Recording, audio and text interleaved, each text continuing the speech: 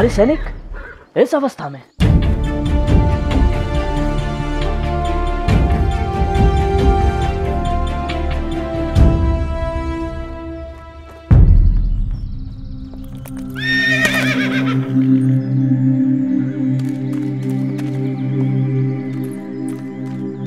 क्या वो कैवत था? क्या उसके साथ अमात्य था?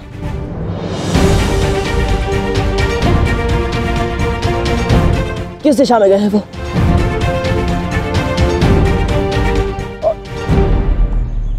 चंद्रगुप्त, तुम इस दिशा से जाओ, हम सब दूसरी दिशाओं से जाकर उसे घेरते। जी आचार्य।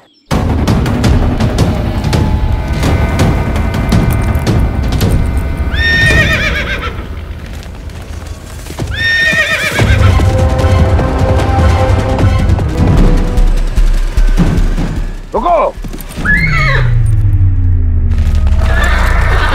ये स्वर प्रतीत होता है कि चंद्रगुप्त अपनी सेना के साथ लौट आया है।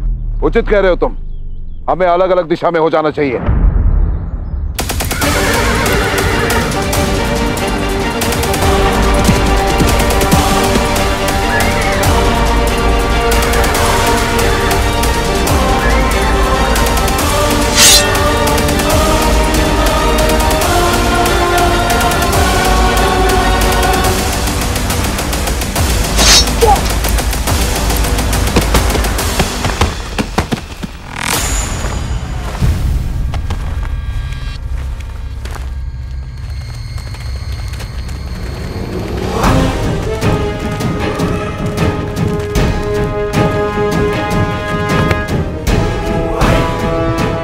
व्रत तुम आगे बढ़ो, इसे तो मैं देख लूंगा। नहीं अमात्य नहीं, मैं इस अवसर को व्यर्थ नहीं गवा सकता।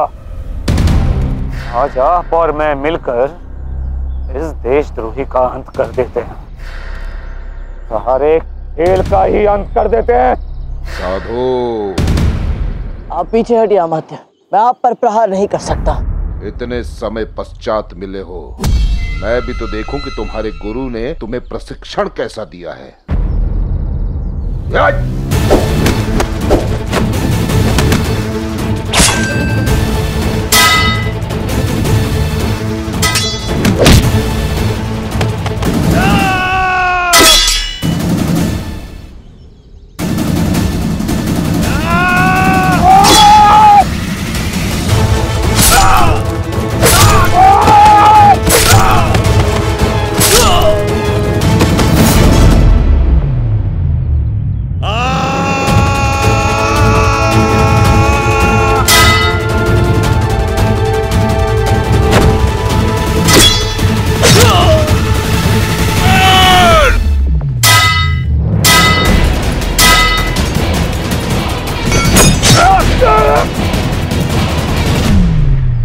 क्या अब भी तुम देखना चाहते हो कि मेरे गुरु ने मुझे कैसे प्रशिक्षण दिया है अमात्य राक्षस? आत्मसमर्पण कर दो अमात्य राक्षस, शीघ्र। नहीं, कभी नहीं।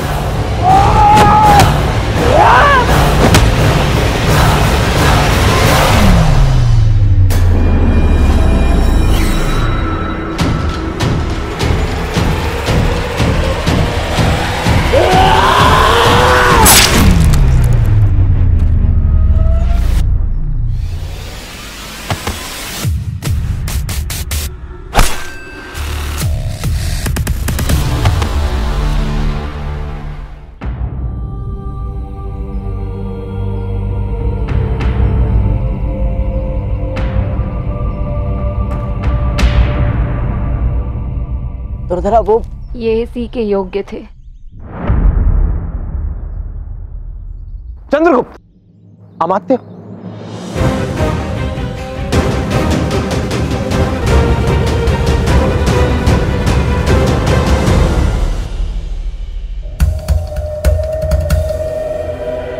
कैरव्रत, तुम्हारी वीर गति व्यर्थ नहीं जाएगी।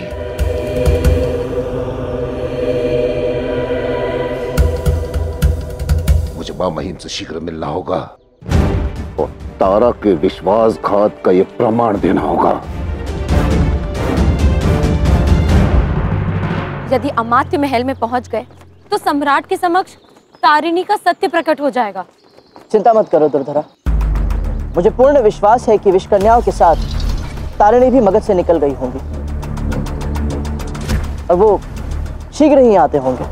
और कल सूर्योदय के समय हम धनानंद के विरुद्ध अपना अंतिम युद्ध आरंभ करेंगे।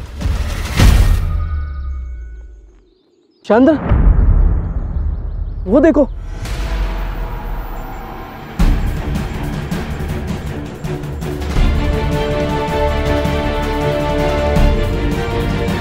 तारिणी कहाँ है? उसने तो कहा था कि वो महल से तुम्हारे साथ निकलेगी। तारिणी अभी कुछ समय और महल में रहेगी। क्या? किंतु क्यों? हमें सूचना मिली थी कि धनानंद किसी भी क्षण महल लौट सकते हैं। यदि आज तारिणी वहां नहीं रुकती तो कदाचित हमें ही पकड़ लेता। तारिणी ने कहा था कि वो सही अवसर देखकर महल से निकल जाएगी और कल प्रातः काल से पूर्व ही हमारे साथ होगी। चंद्र, हमें तारिणी को बचाना होगा। अब हम क्या करेंगे?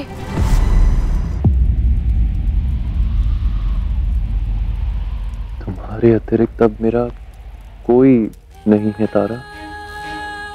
मेरे सारे भाई मृत्यु को प्राप्त हो चुके। मेरी प्यारी बहन दुर्धरा ने मेरा त्याग कर दिया है और मेरे जीवन के हर उतार चढ़ाव में मेरा साथ देने वाले अमात्य की भी कोई सूचना नहीं। अब तुम मुझे छोड़कर नहीं जा सकती तारा। तुम जैसा अंत चाहती हो इस युद्ध का ठीक वैसा होगा। मैं कोई छल नहीं करूंगा तारा, सच कहता हूं, कोई छल नहीं करूंगा। तुम बस मेरे पास लौट आओ।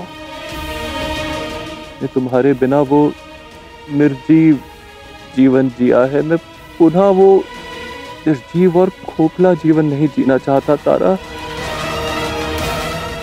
लौट आओ मेरे पास, मैं धनानंद के लिए लौट आओ।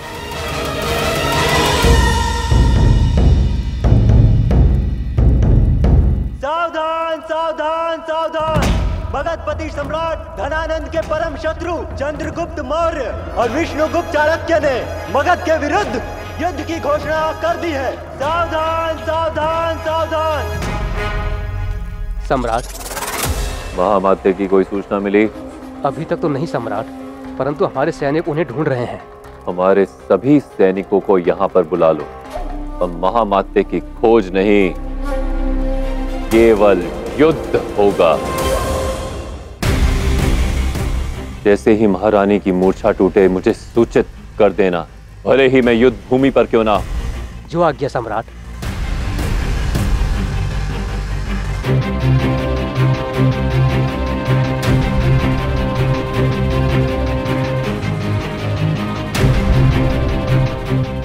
मैं अपने कहे एक एक शब्द पर अटल हूं तारा।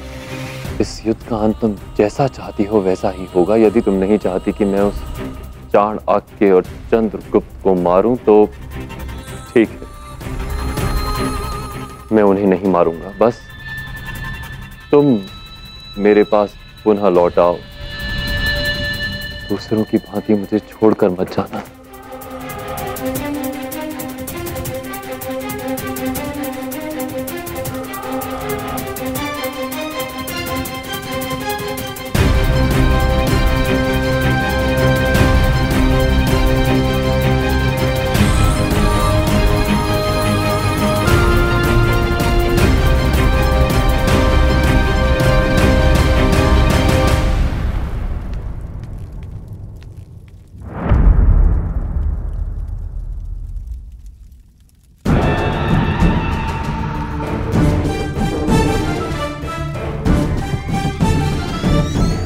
मगधपति सम्राट धनानंद और भारत पुत्र चंद्रगुप्त मौर्य के मध्य आरंभ होने वाला ये वो ऐतिहासिक युद्ध था जिस पर समूचे भारतवर्ष की एकता, अखंडता और उसका भविष्य टिका था।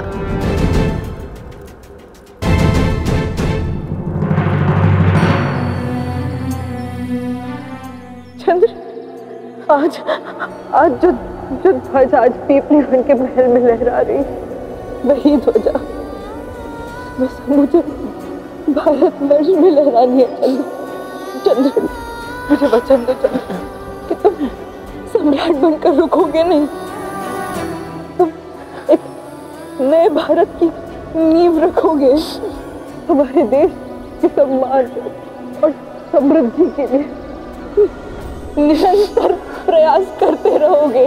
मैं वचन देता हूँ माँ कि जब तक मेरी धमनियों में आपका लहू बहेगा तब तक मैं मातृभूमि के प्रति अपने हर कर्तव्य को पूरी निष्ठा के साथ निभाऊंगा।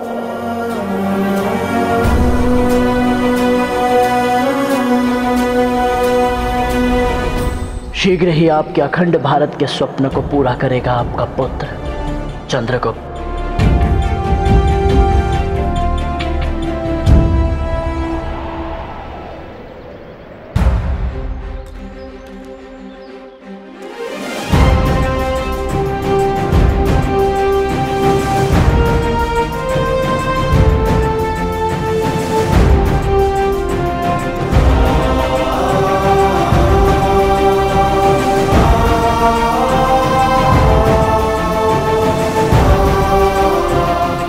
सज्ज हो चंद्रगुप्त।